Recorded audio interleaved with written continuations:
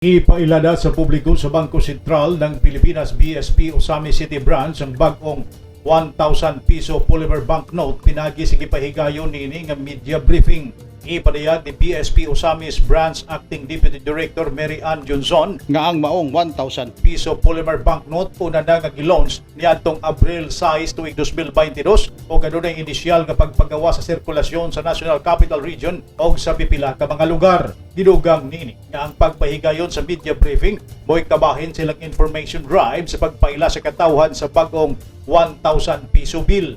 Saysay nini nga plano sa BSP nga ipagawas ang kadaghanan sa maong kwarta karong bulan sa Nobyembre.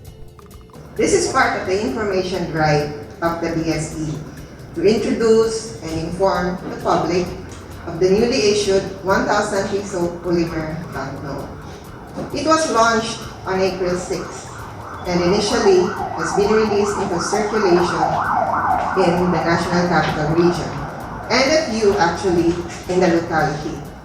If the BSP's timeline will go as planned, the bulk of these banknotes will be released by November this year.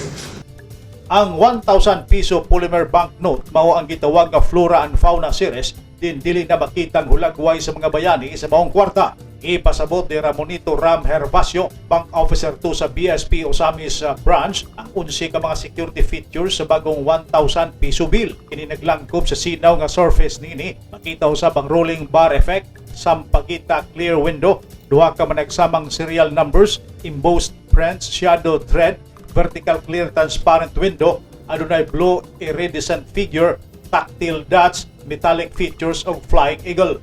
Inugang nini ang maong kwarta dili mahimo nga pilon tungod kay mulakra ang pinilaan nini kumikan kay plastic based kini itandi sa daan nga kwarta.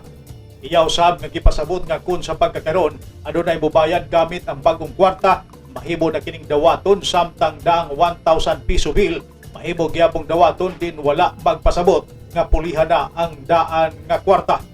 Sa pagkakaroon wala pa giingon ang Bangko Sentral nga magkuanta og katong gitawag nga demonetization nga atong kinahanglan nga mapailisa na ang mga daan nga mga designs. Ipaniguro usab sa BSP Osamis Branch kaduna pa sila daghang himuon nga series of information campaign ang pasabot sa pag-release nga kwarta.